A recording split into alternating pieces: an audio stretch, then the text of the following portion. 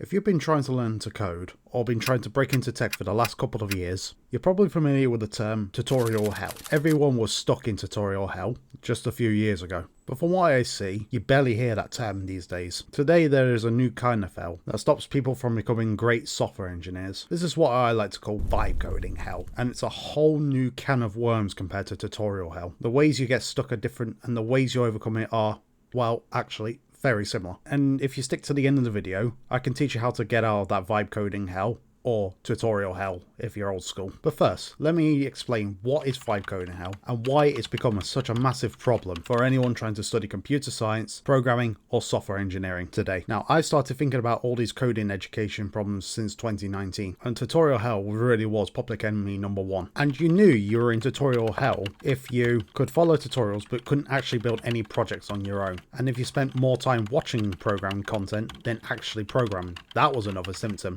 of tutorial hell. You had this surface level knowledge of technologies, but no deep understanding on how to use any of them under the hood. Students were even falling asleep to these 6 to 7 hour tutorial videos. They code along in their own editors sometimes even feel like they get it. But then the very minute they leave the tutorial video, they'd freeze up, panic, and not know how to start their own project, or tackle their own problems from scratch, which is the epitome of tutorial hell. I think videos in general have a place for things that do well with a visual explanation. However, the majority of things in programming are code, syntax, and examples, and the fact I have to run the thing as well. And again, in 2019, tutorial hell was everywhere. These many hours long YouTube courses were pulling in millions of views across YouTube. But fast forward to 2025, those channels that specialize in these hour-long videos are now struggling to break over the 50k view mark. You can see it even for yourself. You can check out Free Code Camp, Traversy Media, and Web Dev Simplified. And I want to be perfectly clear, they've not done a bad job or anything. I'm just saying that these types of tutorials are not what people are using to learn to code anymore. And as a result, people aren't running into the same types of struggles. You may be thinking, well, maybe nobody wants to learn to code anymore. And I was wondering the same thing. But here's the Google Trends data for learn to code.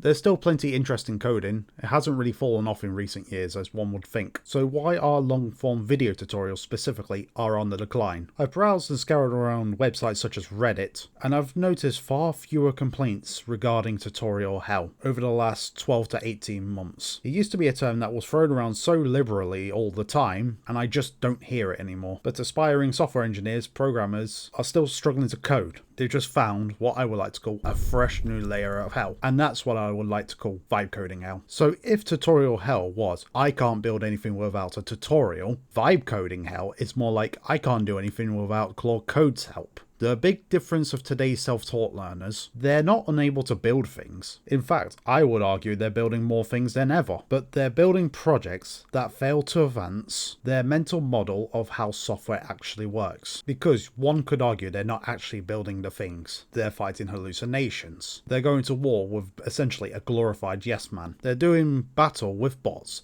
that are more interested in getting their newly generated test suite to pass than actually solving the user's problem in a simple way. And as we all know, even I myself are guilty of this, vibe coding tends to be the easiest at the beginning of any project. But once the code base starts to grow and you don't understand the underlying architecture, you don't understand how to deploy it, you're stuck on localhost, you don't know how your system actually works. And that's when these things really start to compound and slow down. And that's when you want to go back and understand how your code actually works.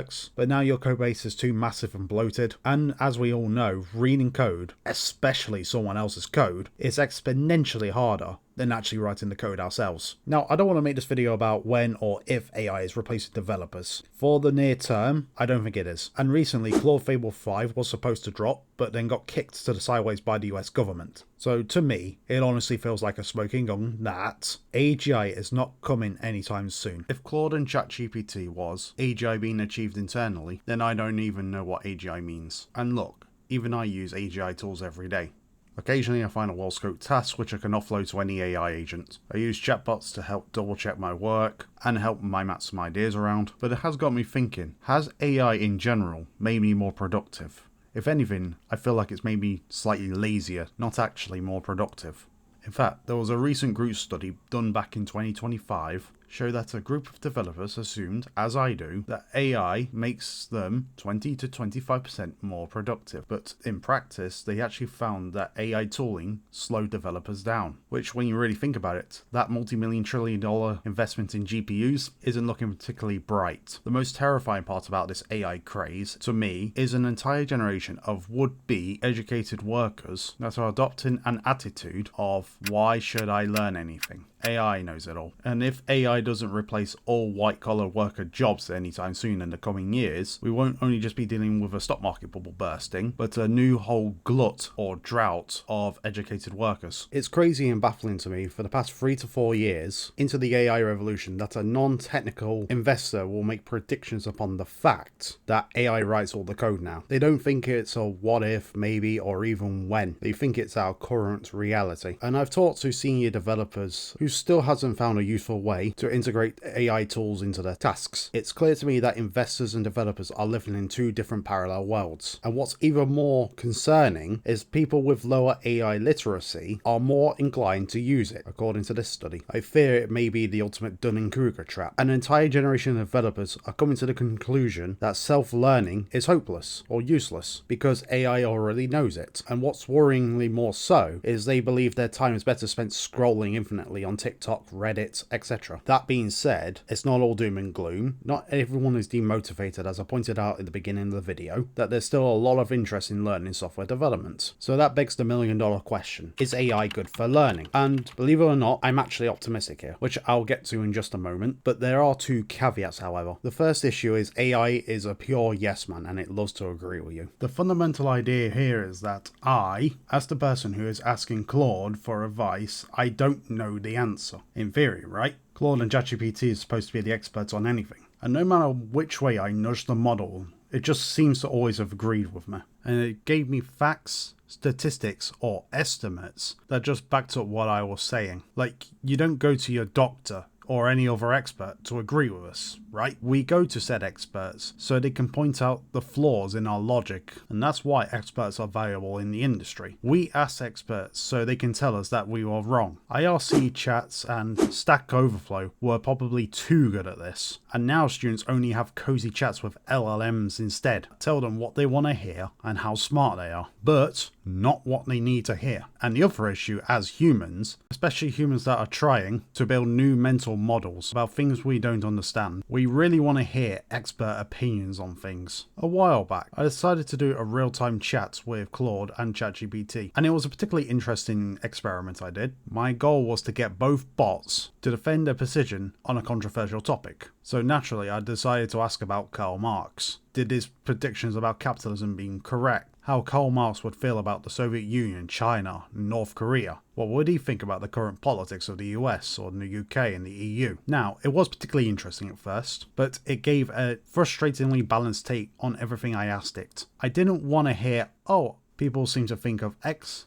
and people seem to think of Y. I wanted ChatGPT and Claude to take a side and strong arguments for that side, so I could hear counter arguments and hear what it would say. The presentation style of I think of X and Y is very boring and makes it all the more harder for the viewer to agree on which side they want to agree with, because the teacher, in this case Claude and ChatGPT, is preaching that both sides are equally valid. I even gave it scenarios where I tried to force it to take a side. Now, to be fair, this is probably because of the guardrails that the AI has been implemented with. There may be more models out there that might be more open to role-playing such as this. But my point being is when you're looking for expert advice, you need real advice and real commentary. Ideally, ones that stem from real-world experience and not artificial approximations of what people think. I don't want beginner software engineers to hear this milquetoast version of some developers prefer dynamic typing and some prefer static typing. I want them to read DHH's proclamation that he's ripping TypeScript out of Turbo and why. Then I want them to hear Andres Hallberg talk about all the things that TypeScript solves for JavaScript developers. These are real opinions based on real experiences where the bias and context of each author is laid out for the learner to learn. Now, I know I've ragged on about AI enough in this video. I still do believe it's a really good tool for learning given the proper context, and I think there's never been such an easier time to learn than we are in now, especially for software development. Okay, so let's talk about how you can actually escape vibe coding hell. And I gotta warn you, because this is already a boring conclusion, but it's basically the same as it was escaping tutorial hell back in the day. You just need to do the thing without something or someone else doing it for you. If you're in tutorial hell, you need to close the video and do it on your own. If you're in vibe coding hell, you need to turn off Claude and code on your own. When the goal is to learn and not to ship, you really should turn off AI autocomplete in your editor. You really should not be using agent mode or agentic mode for your educational projects. There's a difference between educational projects that hone and learn your skills, one that you're doing to learn and expand your knowledge, and one that you're building to ship for a client. But you should use chatbots to ask questions, give examples, and explain concepts. You should use the system prompts to push the LLMs to ask questions using the syncretic method. Use the system prompts to cite its sources and link to documentation when making claims. The real thing that matters here is that learning must be somewhat uncomfortable. If you're not at the edge of your understanding, grokking new things and building new neural pathways into your brain, you're not really learning, you're just being handed facts. And that's not the goal. Tutorial hell allowed you to skirt this discomfort by watching someone else do it for you. It felt like you were learning. Vibe coding hell also allows you to skirt this discomfort, where you'll give the whole code to the agent and you'll come back to review it when it's finished. Or more honestly, you're not going to review the code, you're just going to see if it works. Real learning comes from being stuck and frustrated and, most importantly, forced to actually solve problems. Now, taken to the extreme, this whole learning has to be hard can be turned into an excuse for poor instructional design, and I don't want to advocate for that. There are better and worse ways to teach, and that's for certain. My point being is that even when a concept is best explained in the best possible way, the student still needs to wrestle with it and use it themselves in a new context to actually get it. And that's it. If you're stuck in vibe coding hell, I hope you get out of it soon. I would like to know your guys' thoughts and opinions, so please leave them down in the comments. Like this video if you like it, throw a dislike if you didn't, and please subscribe because it helps out massive a ton.